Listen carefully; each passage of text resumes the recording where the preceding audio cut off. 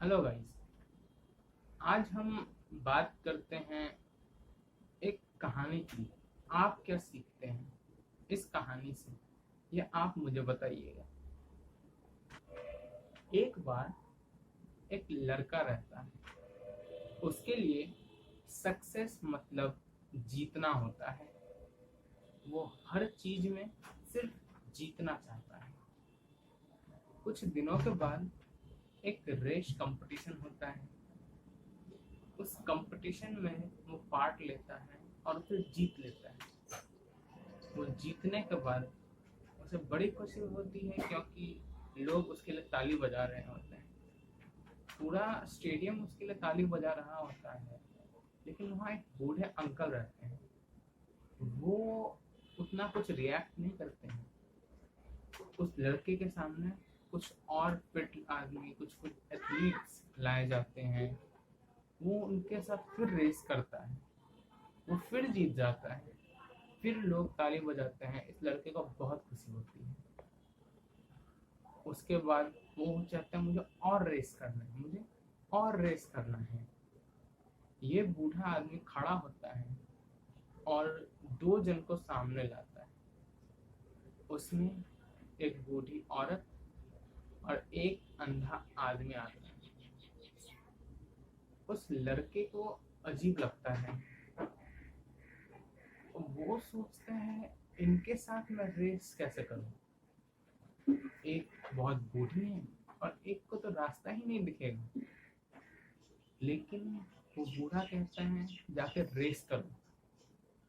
वो लड़का जाता है एंड एज ऑब्वियस वो जीतता है, क्योंकि बाकी दो अपने जगह से हिल भी नहीं पाते हैं।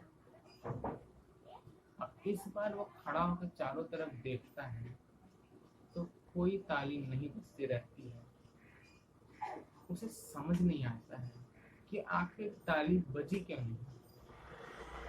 वो बूढ़ा आदमी कहता है उसे, अब एक बार दोनों को लेकर साथ में तीनों फिनिश लाइन तक पहुंचा। वो लड़का उस बूढ़े आदमी का बात मान लेता है। वो दोनों के हाथ को पकड़ के उन तीनों फिनिश लाइन पार करते हैं।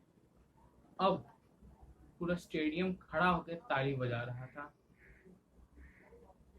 लड़के को ये समझ नहीं हुआ कि आखिर यहाँ पे हुआ क्या।